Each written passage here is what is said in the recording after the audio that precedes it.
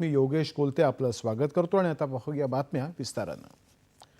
पाकिस्ताननं आज पुन्हा एकदा जम्मूमध्ये सांबा, पूंछ, उधमपूर, अखनूर आणि पठाणकोट परिसरामध्ये ड्रोन हल्ले केल्याचं वृत्त आहे। राजस्थानातल्या जैसलमेर आणि पोखरण इथंही स्फोटाचे आवाज ऐकू आले।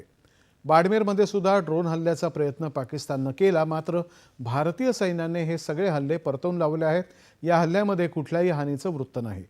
राजस्थानातल्या श्री गंगानगर परिसरामध्ये ब्लॅकआउट करण्यात आला आहे। पंतप्रधान नरेंद्र मोदी यांच्या अध्यक्षतेखाली थोड्या वेळापूर्वी झालेल्या उच्चस्तरीय बैठकीमध्ये सुरक्षा आढावा घेण्यात आला। संरक्षण मंत्री राजनाथ सिंह, राष्ट्रीय सुरक्षा सल्लागार अजित डोवाल, लष्कर प्रमुख जनरल उपेंद्र द्विवेदी, नौदल प्रमुख ॲडमिरल दिनेश त्रिपाठी आणि हवाई दल प्रमुख air chief marshal AP Singh तसंच संरक्षण सचिव या बैठकीला उपस्थित होते। त्याआधी आज सकाळी राजनाथ सिंह यांनी CDS जनरल अनिल चौहान आणि DRDO प्रमुखांची भेट घेतली होती। तिन्ही सैन्य दलांचे प्रमुख या बैठकीला उपस्थित होते।